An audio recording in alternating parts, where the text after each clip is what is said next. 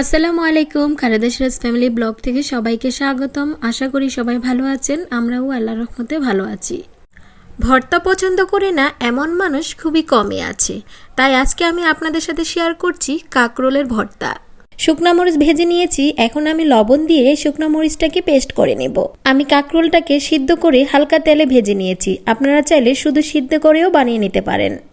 তারপর আমি পেঁয়াজ কুচির সাথে শুকনা মরিচটাকে ভালোভাবে মিশিয়ে নিব। এখন আমি কাঁকরোলগুলোকে ভালোভাবে পেস্ট করে পেঁয়াজ মরিচের সাথে মিশিয়ে নেব। আপনারা চাইলে এই ভর্তাটা একটা মেশকারের সাহায্য করতে পারেন অথবা শিলপাটায়ও বেটে নিতে পারেন, তবে আমার কাছে হাত দিয়ে মাখিয়ে নিলে এই ভর্তাটা খেতে বেশি ভালো লাগে।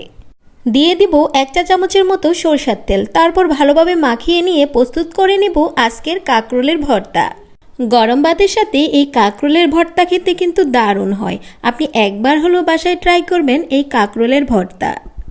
ভিডিওটি কে কোথায় থেকে দেখছেন অবশ্যই কমেন্টস করে জানাবেন। যারা এখনও আমাদের চ্যানেল সাবস্ক্রাইব করেন নাই অবশ্যই চ্যানেলটি সাবস্ক্রাইব করে পাশে থাকবেন। আবার আসবো নতুন কোনো ভিডিও নিয়ে, সে পর্যন্ত সবাই ভালো থাকেন, সুস্থ থাকেন। আল্লাহ হাফেজ।